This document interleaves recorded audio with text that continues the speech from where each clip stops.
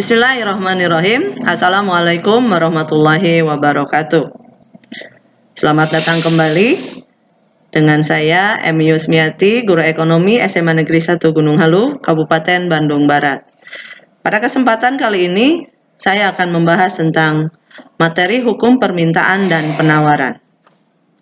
Tujuan dan indikator capaian pembelajaran kali ini yang diharapkan kepada peserta didik setelah mengikuti pembelajaran ini adalah yang pertama, menerapkan konsep yang telah dipelajari sebagai nilai-nilai kehidupan sehari-hari. Kemudian menganalisis berbagai fenomena ekonomi pada kehidupan sehari-hari. Sebelum memulai pada pembelajaran, kita akan membuat kesepakatan kelas terlebih dahulu. Yang pertama, berpartisipasi aktif dalam diskusi.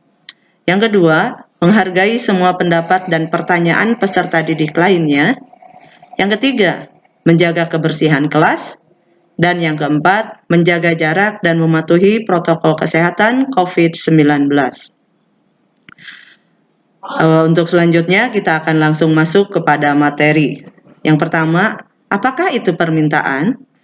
Permintaan adalah jumlah keseluruhan barang atau jasa yang ingin dibeli atau diminta oleh konsumen pada berbagai tingkat harga dan waktu tertentu. Kemudian, faktor-faktor yang mempengaruhi permintaan. Antara lain, yang pertama, harga barang itu sendiri. Yang kedua, harga barang lain yang terkait atau barang substitusi. Yang ketiga, tingkat pendapatan dan daya beli konsumen. Yang keempat, selera masyarakat. Dan yang terakhir, jumlah penduduk. Kemudian kita lanjut ke hukum permintaan. Hukum permintaan adalah prinsip dasar ekonomi yang menyatakan bahwa pada harga yang lebih tinggi, konsumen akan meminta jumlah barang yang lebih rendah. Dengan kata lain, hukum permintaan adalah ketika suatu harga barang atau jasa turun, maka jumlah permintaan akan naik. Tetapi sebaliknya, apabila harga barang yang diminta naik, maka permintaan akan turun. Itu adalah hukum permintaan. Selanjutnya, bisa diperhatikan di sini ada kurva permintaan, di mana pada garis horizontal adalah garis yang menunjukkan jumlah barang yang diminta atau kuantitas. Di sini ditunjukkan dengan Q.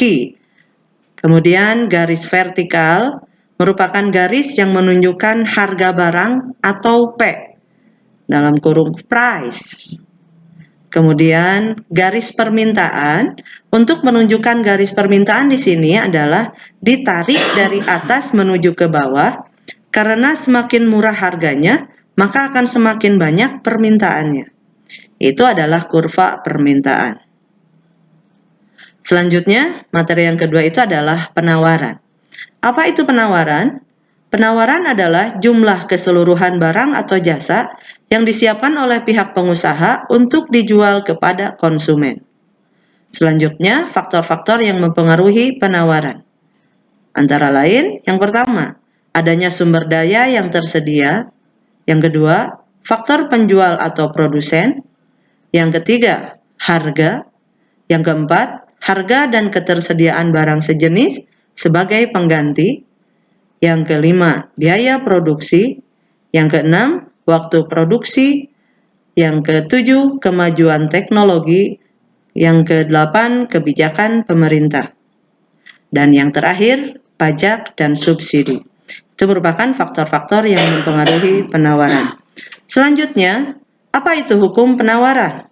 Hukum penawaran berbunyi, bila tingkat harga naik, maka jumlah barang yang ditawarkan akan naik. Dan bila tingkat harga turun, maka jumlah barang yang ditawarkan pun akan turun. Dengan kata lain, hukum penawaran mengatakan bahwa ketika harga suatu barang naik, pemasok akan berusaha memaksimalkan keuntungan mereka dengan meningkatkan jumlah barang yang dijual. Kemudian di sini ada kurva penawaran. Bisa diperhatikan, di sini merupakan garis yang dihubungkan antara harga dan kuantitas. Pada kurva penawaran ini ditunjukkan dengan beras dalam liter. Garis horizontal merupakan garis yang menunjukkan jumlah barang yang diminta atau Q atau quantity. Kemudian garis vertikal merupakan garis yang menunjukkan harga barang atau P atau price. Kemudian garis penawaran ditarik dari bawah menuju ke atas, dari titik tengah ke atas. Di sini ditunjukkan dengan huruf S. Karena semakin mahal harganya, maka semakin banyak penawarannya. Itu merupakan kurva penawaran. Kemudian, apabila kurva penawaran dan kurva permintaan disatukan dan ditarik dalam satu kurva, akan diperlihatkan pada kurva seperti gambar di sini. Kemudian, apabila digambarkan melalui grafik di samping, equilibrium muncul ketika kurva penawaran dan kurva permintaan saling memotong. Harga equilibrium merupakan harga yang terjadi pada titik tersebut. Kuantitasnya disebut kuantitas equilibrium. Pada harga yang seimbang tersebut, permintaan dan jumlah yang dapat dibeli klien tetap sama dengan yang mampu dijual produsen. Hal ini yang membuat permintaan dan penawaran disebut sama persis atau kata lain ceteris paribus. Ini merupakan titik keseimbangan atau titik equilibrium. Kemudian bisa perhatikan video berikut ini. Dari zaman ke zaman rasanya berita ini selalu aja kedengeran. Tapi pertanyaannya, apa sih yang bikin harga bensin naik turun? Apakah ada kaitannya sama tukang yang satu ini yang juga suka naikin harga?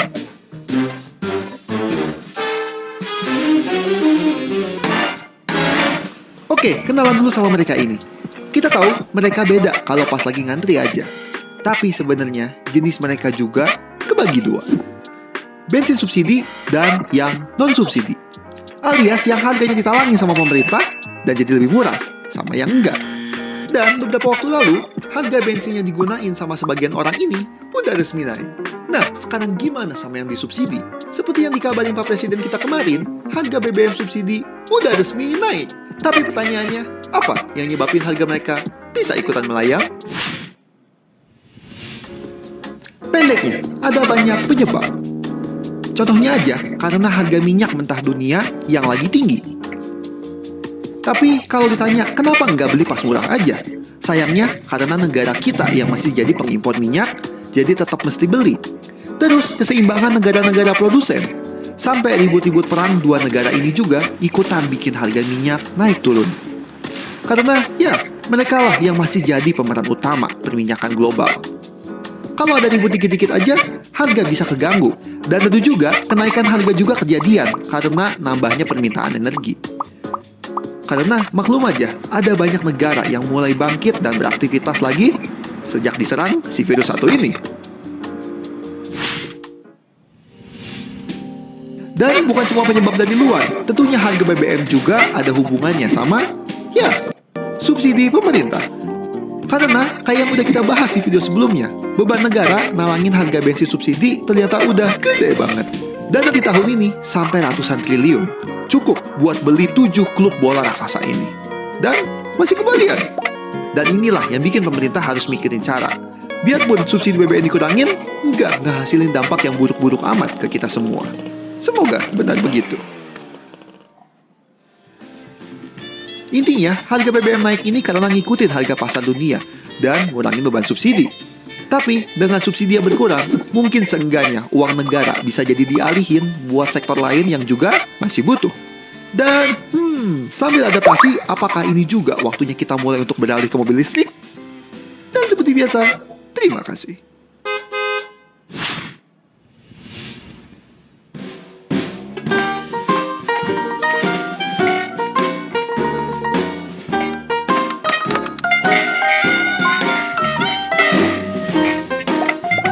Terima kasih udah nonton Kok Bisa.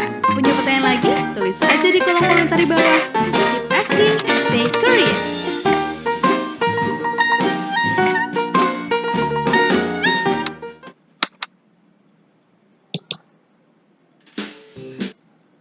Ya, setelah mengamati tayangan video yang tadi, sudah saatnya kita untuk membuat tugas kelompok.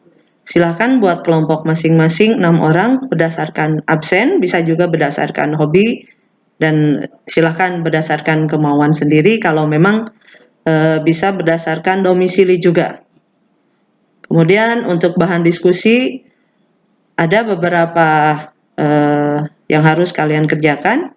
Yang pertama, apa yang kamu pikirkan setelah melihat video kenaikan harga tersebut? Kemudian yang kedua, bagaimana solusi dalam mengatasi masalah kenaikan harga tersebut? Kemudian yang ketiga, bagaimana menerapkan prinsip ekonomi hubungannya dengan kenaikan harga tersebut? Untuk tugas kelompok, bisa dikerjakan per kelompok, nanti akan dipresentasikan di depan kelas, masing-masing kelompok akan memaparkan materi yang sudah kalian gali. Pengumpulan tugas di pertemuan selanjutnya. Kemudian untuk refleksi dan umpan balik, di sini sebelum mengakhiri pembelajaran, Ibu ingin memastikan bagaimana rencana yang akan dilakukan terkait dengan tugas kelompok tadi. Kemudian yang kedua, bagaimana pembelajaran kita hari ini? Apa yang bisa kita lakukan di masa yang akan datang? Kemudian yang ketiga, harapannya setelah adanya umpan balik yang sudah diberikan, akan memberikan dampak yang berarti untuk perbaikan pembelajaran di pembelajaran selanjutnya. Itu mungkin materi yang sudah disampaikan hari ini. Terima kasih atas perhatiannya, semoga bermanfaat. Wassalamualaikum warahmatullahi wabarakatuh.